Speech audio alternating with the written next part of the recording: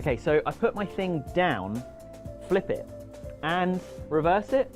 So like both, like Right, yeah. okay. Oh, hi. Hi. Didn't see you come in. Welcome to Super Start Select on Friday the 4th of May. Welcome. This week we've been waist high in a Black Ops 2 news flood, and against that rising tide of tantalising game details, there is no defence. And come November, God willing, we'll all be properly drowned in a deluge of awesome robo-warfare. But just for today, you may hop aboard the Start Select Life Raft and take a break. There's not a drop of Black Ops 2. Except in the comments. Right, except there.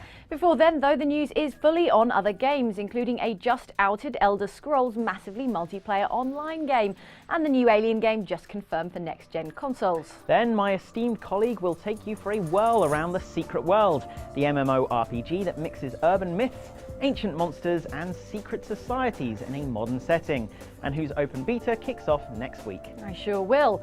But first, here's the news.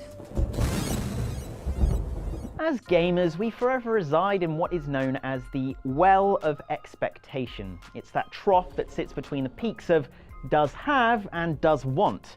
Here's an example. Final Fantasy VII up here, and Final Fantasy VII HD Remake over here. And then down in the middle, we're only able to peer upward longingly at what we all want, but will probably never get. Except that, whoa, hold on, Bethesda may have actually just broken all the rules and given us exactly what we asked for. They're actually making an Elder Scrolls MMO. That's right, Elder Scrolls Online will be a thing that is real in 2013. That's next year. The Imperial throne sits empty. According to the teaser for the upcoming issue of the latest Game Informer magazine, the Elder Scrolls Online will be a massively multiplayer online take on the hugely popular offline RPG titles. And if you thought Skyrim was a vast landscape to explore, the game will also feature the major continents of the series so far, including Morrowind and Cyrodiil.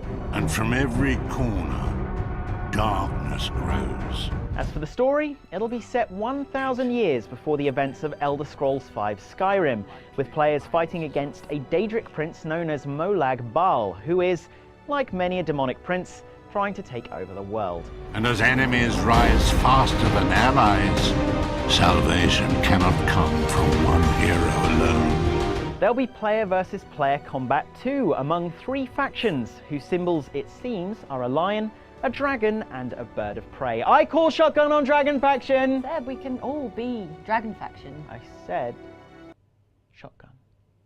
This will be the first title off the press from ZeniMax Online Studios, an outfit created 5 years back by Mythic Entertainment co-founder Matt Farrar, the one of Dark Age of Camelot fame. As game director for the Elder Scrolls Online, he's going to have to pull out some sweet tricks to match the MMOs of late, but he seems confident. It will be extremely rewarding finally to unveil what we've been developing the last several years, he said. The entire team is committed to creating the best MMO ever made, and one that is worthy of the Elder Scrolls franchise. The best MMO ever made. What do you make of that? Commit your thoughts to text in the comments below. Next up, the mysterious alien game in the works at British studio Creative Assembly will be landing on next-gen consoles, it turns out. This is a game previously announced, but about which we knew precious little, and of which we have new footage. So here's some B-roll of the unrelated Aliens Colonial Marines game from Gearbox and the movie Prometheus, which have nothing to do with this, except they are both also set in the Alien universe. See? Prometheus, are you seeing this? Getting back to Creative Assembly's project though, the game has been inadvertently confirmed for the next cycle of console hardware in a job ad spotted by Gamerzines. The job listing is looking for a multiplayer/gameplay programmer. The ad says the successful applicant will be working on a AAA multi-platform title on current and future generation consoles set in the Alien universe. So we know there'll be multiplayer, and we know it'll be multi-platform, and it'll straddle the console generation divide, arriving in some form for the consoles we already have and the ones we'll be saving up to buy all too soon. So, what do you want from an Alien game made by the studio who gave you the Total War series? Answers please in the comments box. Here we go, time for this week's feature. Jane, what have you got? Well, Seb, I went and played some of The Secret World with Elling Ellingson, who is the Director of Communications at the developer, Funcom, and who, by the way, has a lovely singing voice. Here he is. And from your lips, she exciting for me, but he did tell me all about the secret world, which I'm honestly feeling pretty excited about. How are you feeling about it, Erling? And I'm feeling good.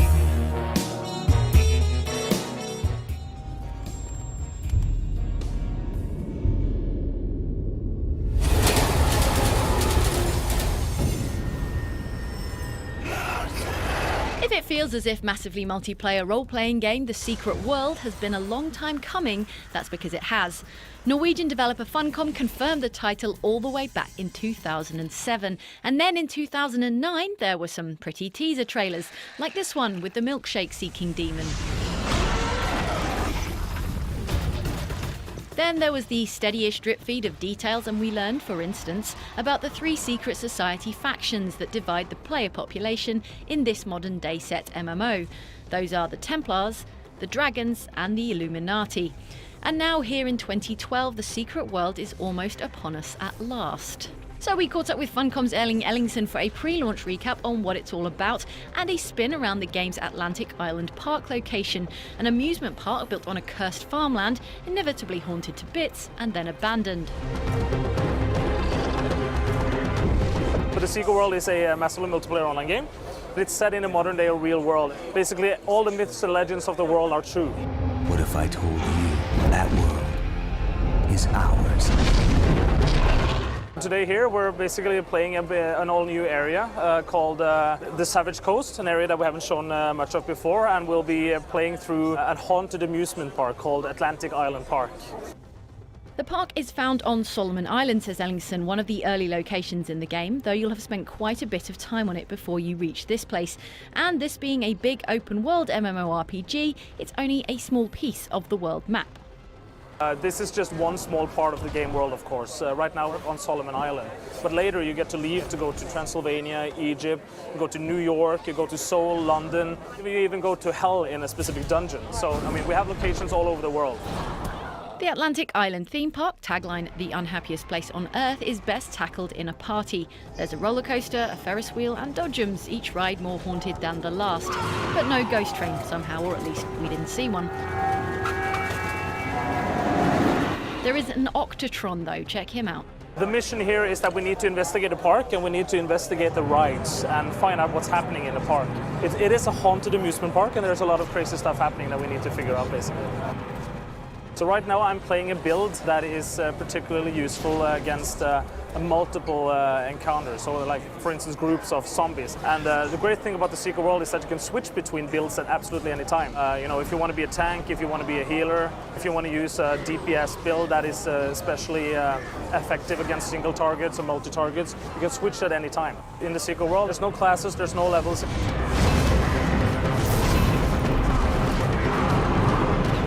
As Ellingsen says, unlike in many an MMO, there are no character classes in the secret world, or levelling up in the traditional sense. The game lets players create their own classes, more or less. The ability system has a wheel of over 500 abilities, rather than class-specific talent trees, and you buy those abilities with ability points. The key is finding abilities that complement each other in combat. At the bottom here, you can see our different abilities. We have 7 active abilities that we can bring into battle. Abilities are broken into builder abilities and consumer abilities. So when you fire off builder abilities, you build resource on the target, and eventually you can then trigger consumer abilities that need X number or X amount of resources. In addition to that, the clothes you wear don't impact your stats, so you can look any way you choose. That said, there will be loot items to modify your stats, it's just that the clothes are cosmetic. Voiced non-player characters and cutscenes are important to the Secret World also. Good news if you recently got a taste for them in your MMOs, courtesy of Star Wars: The Old Republic. Now, as you're playing through this mission and other missions set in Atlantic Island Park, you will over time discover more about the story, about the location. And the story in the Secret World is sort of like a jigsaw puzzle, and as you play more and more, you start piecing together the pieces of that jigsaw puzzle. So when we are jumping on this roller coaster, we're actually going to be taking a ride on the roller coaster, and we're going to be given a glimpse into the story of the Atlantic Island Park. All the missions in the Secret World are basically told through cinematics, and storytelling is incredibly important in the Secret World. And one of the tools that we use to tell this story is these cinematics. Come on, wherever you are.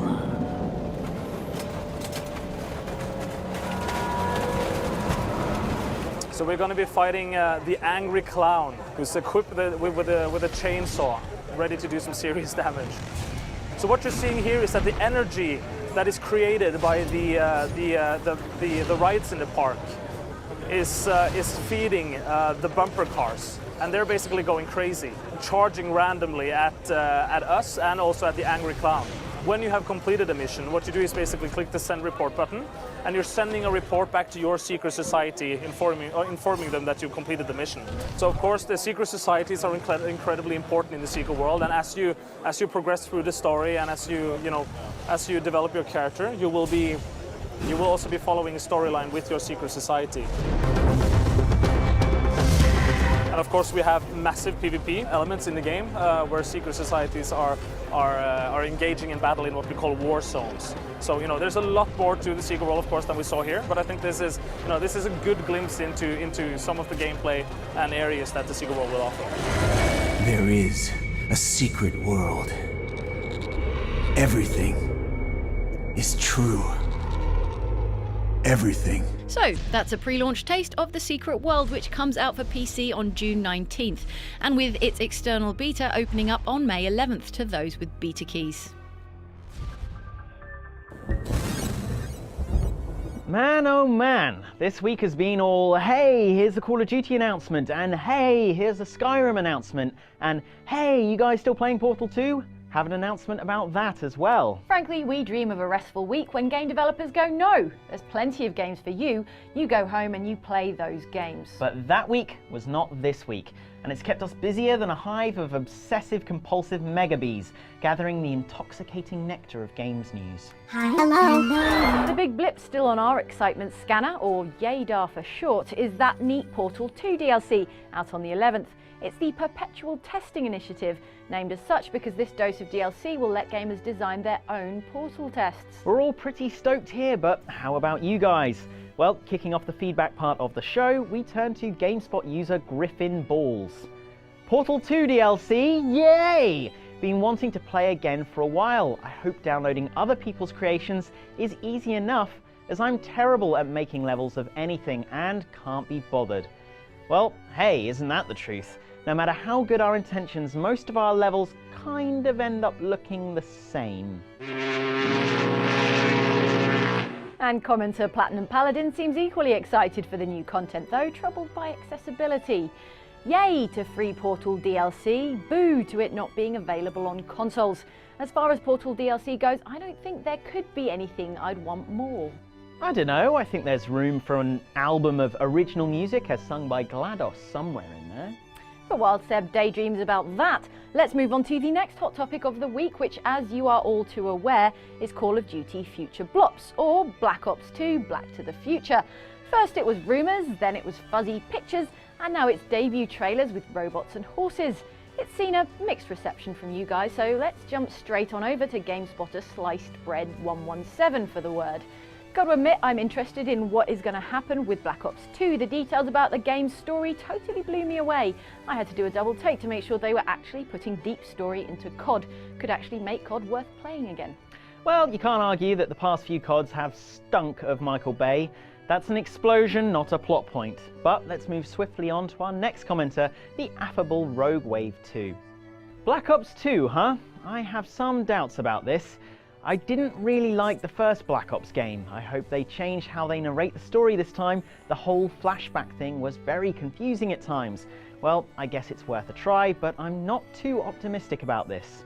But GameSpot user No Surrender doesn't care about guns. No Surrender has better ideas. Let's go to the future and ride horses, yeah! We've had no confirmation yet that those are horses. They could just as easily be fuzzy quadruped warbots. It is the future, after all. And rounding off this week's bit of compulsory user engagement, and in fact the show, Register Noise has some sage words of advice for Mark Walton, presenter extraordinaire of last week's feature on ending credits. Mark's hair doesn't key too well. He ought to make a serious decision about his life and either dedicate himself to being a games journo / presenter or being a spiky-haired fashionista. You can't be both. You can't? Oh man. Oh man. Wow. Okay, I guess I should call Mark. Yeah. So, the green screen has spoken, and the green screen is not pleased. While my esteemed colleague breaks the news, it only remains for me to say goodbye, farewell, and come on back next week for the continuing adventures of Start Select. Not Monday though, we'll be chillaxing for that sweet, sweet public holiday. Oh hey Mark, yeah, you know how you always wanted to shave your head?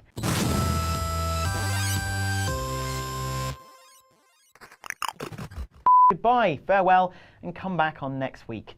Come back on next week. Oh, sorry, Siri, never Siri. Sorry, I don't understand. I but will come back on next week on it. Shut up, Siri.